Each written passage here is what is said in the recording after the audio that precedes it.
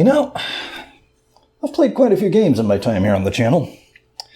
Many of them have employed the by now familiar marketing tactic of claiming to be inspired by the classics of whatever genre they happen to be in. For point and clicks, it's usually Monkey Island or King's Quest. For shooters, look for Doom or Duke Nukem 3D to be name dropped at some point. For 2D platformers, of course, you'd expect to see a reference to Mario or Sonic, although often they'll simply go with a line like, inspired by 16-bit classics, or classic 90s games, or something along those lines.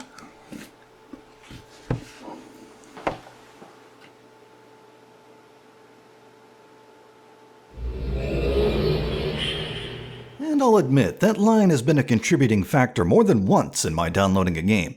You see, I've got a soft spot for the Super Nintendo. The original NES may have been the console of choice when I was born, but it was the Super Nintendo that I grew up with.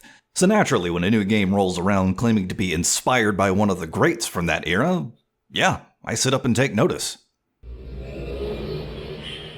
And more often than not, the game in question will come close to perfectly emulating a 16-bit game, but something will be off, whether it be the widescreen resolution being too noticeable, or more modern-sounding music, the wrong kind of pixel art, or maybe a game's got its own problems entirely. Factors which mean that even though a game could be good, maybe even one of the best I've played, you could still easily look at it and say, yeah, I'm playing a modern game. However, I think I finally found it. I think at last I have found the game that if you sat me down in front of it with no prior knowledge, looked at me with a straight face and said, this was on the Super Nintendo, I'd probably believe you. A game with an excellent blend of retro enjoyment, aesthetic, and challenge. Allow me to introduce you to Fox and Forests.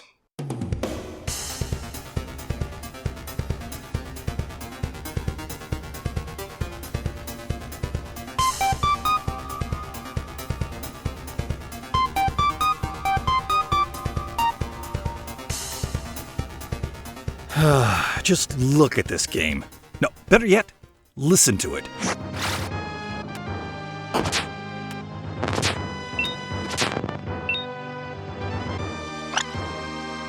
Fox and Forests not only looks the part of a 16-bit classic, it sounds it as well. But I'm getting a bit ahead of myself. You play as Rick, a wisecracking fox who, as our story opens, spots a rather tasty-looking partridge minding her own business in the forest. The partridge, named Patty, tries to dissuade him from eating her and convince him to instead help her fight a bunch of monsters causing trouble, promising treasures in return. Rick, being a greedy son of a bitch, or I guess technically in this case a greedy son of a vixen, agrees, and Patty takes him to speak with the Bob Ross acid trip that is the seasoned tree. The tree says that his bark has gone old and gray over the years, as we can, clearly see, and that his powers have faded. A mysterious force has taken over the woods and is attempting to bring about what the tree refers to as the fifth season. Personally, I felt Fox and Forest jumped the shark back in the third season after Daryl killed Jon Snow in the Battle of Wolf 359, but that's neither here nor there. As a result of the calamity, the surrounding area of the forest is stuck between the 4 normal seasons. The season tree tasks Rick with retrieving 4 pieces of magic bark, which have been stolen from the tree, and says to keep an eye out as well for magic seeds, since he'll need those to explore more parts of the forest. To help him in his quest, the tree gives Rick the magic melee crossbow, which, in addition to granting him both melee and ranged attacks, gives him power over the seasons. I mentioned earlier that Fox and Forest had a good mix of the aesthetic, enjoyment, and challenge of a game from the SNES era, and that's true. Although it should be noted that also present in that mix are some odd design choices as well, mainly to do with our anti-hero Rick. He feels good to control for the most part, but he's not without his problems. For instance, he starts out with the double jump among his standard abilities, which is both cool and useless at the same time. I mean, it's nice that he starts with a double jump, but the thing is the height of his normal jump is so ridiculously low that he won't be able to reach most of the platforms in the game without double jumping. So at that point, why not just make the normal jump higher, and if the devs still wanted a double jump in the game, then make it, I don't know, an unlockable ability or something. Something else I'm not that much of a fan of is Rick's attack. Specifically that melee and ranged attacks are both done with the same button, with context sensitivity based on what you're doing when you attack. If you're walking or standing still, the attack button fires an arrow. If you're in the air or ducking, you perform a melee attack. Personally, I feel like melee and ranged should be on separate buttons, which would have been easy enough to do with just a bit of tweaking since X and B are both mapped to attack anyway. So I mean, why not just have one do the melee attacks and the other your arrows? And you can't rebind keys in this game either. But enough griping for the moment. I want to gush on the sights and sounds on offer here.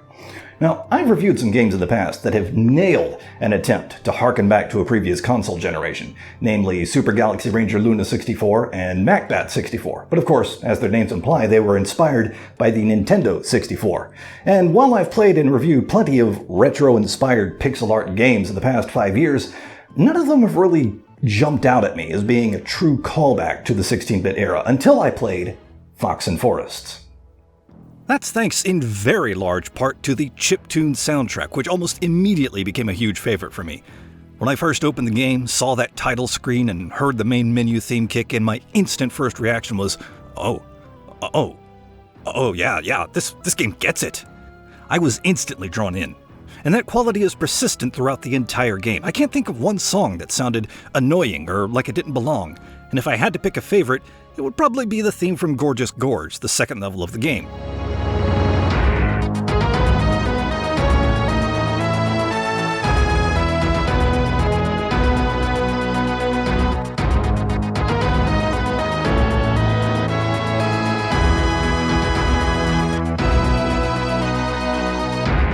And of course, that's not to put a slight on the pixel art either, which is vibrant and colorful, no matter if the level you're playing is set during the day or night, or in the winter or spring. The character sprites are also very well done, in particular that of our foxy hero Rick, who looks lively and expressive, and has splendidly smooth and fluid animations. Where this game may slightly falter in design choices, it more than makes up for in sheer nostalgic charm. But not so fast. For you see, that charm hides a secret. A deep, dark secret. It is said that deep within the depths of the forest, the trees take on sinister shapes. Shapes that only appear if you know where to look. The shapes of faces. Whose faces? Who can say? Perhaps they're unfortunate victims whose souls became trapped within the trees from some foul magic, who knows? All I know is I had to gaze upon these unholy sights as I traversed through the forest, struggling to remain sane as these petrified faces stared into my very being. And now you get to see them too. Now none of us will sleep. Ever again. You're welcome. That time we talked about gameplay now, so let's start here at the Forest Plaza, which acts as a sort of home base you can return to between levels. You can do a few things here, chief among which is buying upgrades with the multitude of coins you can find in the main stages, either by killing enemies, opening certain chests, or simply getting to the end. The upgrades include various types of one-use attack potions, additions to your health and mana bars, and new melee attacks and upgrades to your damage output. Upon completing a season, you'll return to the season tree, who will grant you a new type of arrow to fire from your crossbow. You get one arrow type from each of the first 3 seasons, and unlike your standard arrow, they cost a bit of mana to fire. You can switch between arrow types at the press of a button, and in addition to granting a more powerful attack, they're also used to trigger colored target switches. Hitting a target with an arrow of the matching color will generally cause platforms to appear nearby, though the odd one or two are used to spawn a magic seed. Finally, there are 3 flower pots, which can be activated to open the next season of levels once you've collected enough seeds. Now let's talk about the levels themselves. When you first start out, only the spring season is open to you, but each season has the same amount of levels.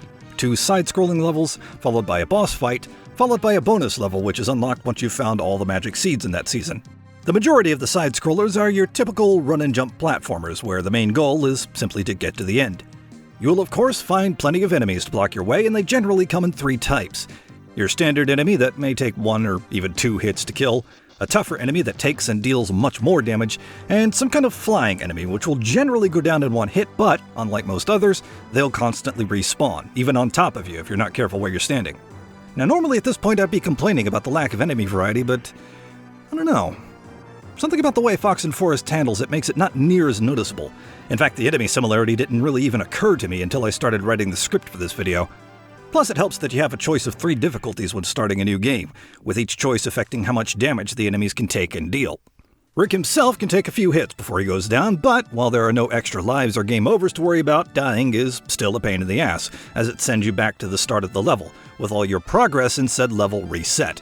Thankfully, there are checkpoints that will save your progress, but don't start jumping for joy just yet. The checkpoints are run by a badger named Retro, whose lines consist almost solely of retro game references, because of course they do, and Retro ain't about to let you use his checkpoints for free. The first one will cost a certain amount of gold, with the cost of every successive one increasing by that amount. For example, in the very first level, the first checkpoint costs 10 gold, and everyone after that increases by 10 gold. In the third level, they start at 30 and increase by that amount, etc. I can't recall if any other game I've played has made it to where I have to plan and strategize if I want to make use of a checkpoint, so while I'll grant that it's certainly a unique feature, I'll be honest, I'm really not sure how to feel about it. It seems like it would feel more at home in a game that's meant to be difficult, like the Souls games, but here in a lighthearted 2D platformer, not so much. The main goal of a standard platformer level may be to get to the end, but don't forget you're also on the lookout for magic seeds, among other things. There are 5 in each level, and you can think of them as roughly equivalent to power stars or jiggies. A scant few will be out in the open ready for you to grab, but many will require you to hit a switch or be in a certain spot before they'll appear, and that can be kind of problematic, as often there won't be any obvious clues that a given point will spawn a seed. In addition to the magic seeds, each of the run and jump levels also has 1 mana ore, which is needed in addition to coins to upgrade your mana, and 2 grindstones, which again are needed as well as coins to upgrade your damage. And once you do get to the end of the level, you're greeted with what has got to be one of the best end-of-level markers in any game ever.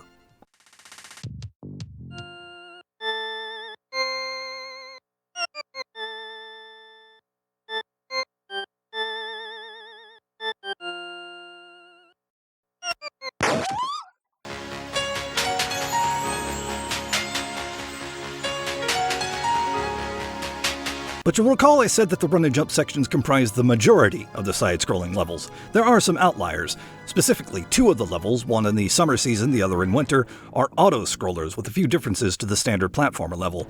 Firstly, instead of running, Rick is flying, courtesy a piggyback ride from Patty, but this also means that 1 hit is all it takes to bring you down, no matter what difficulty you're playing on. Mitigating this somewhat are the absence of mana ore and grindstones, meaning the magic seeds are all you have to worry about finding, and while Retro is still present with his checkpoints in the flying levels, you don't have to pay for them, you just have to pop Retro's bubble to activate them. Also, sadly, no flinging Patty off a teeter-totter in these levels since, you've been riding her this whole time. Oh, grow up. But whether you're running or flying, all the levels share one gimmick, and that is the ability to swap seasons on the fly, which is key to getting past obstacles and otherwise navigating your way through the stage. Now, you can't swap between all 4 seasons, which is a bit unfortunate, but at the same time I could see how that would be a lot of extra work. Instead, you're limited to the level's default season and one other season which changes depending on the stage. Your mana bar will steadily drain while you have the season swapped, but it slowly regenerates when you're not using any magic, plus you can find magic crystals to refill it faster. I absolutely love the season swapping mechanic. It was always a delight to see just how different the level would be with a different environment, color palette, and potential new paths. And it's a clever way to add platforming puzzles and just overall variety to your game. Even the boss fights are specifically designed around the season swapping mechanic, and to great effect. Plus, if you're having difficulty with a particular boss, you're given the option after dying to view hints on what to do. Meanwhile, the bonus levels are, well, just that, bonuses. There's no season swapping, no hidden collectibles to find, you can't even use any attacks. It's just you and a crap ton of coins, yours for the taking. Once you've finished all 4 seasons, all that's left to do is take down the final boss, and while I won't spoil what that boss is here, I will say that even though it introduces some clever twists to the game's mechanics, it does get repetitive towards the end, and that's kind of a shame, really. But still, in case I haven't made it blatantly obvious by now, I wholeheartedly love Fox and Forests. The art is gorgeous, the music is easily one of my favorite chiptune soundtracks of all time. The writing has just the right amount of humor in it, and the gameplay, while not perfect, is still exceptional. Every time I download a game that claims to be a callback to the SNES era, this is exactly the kind of game I'm hoping to find, and I'm so glad I finally found one.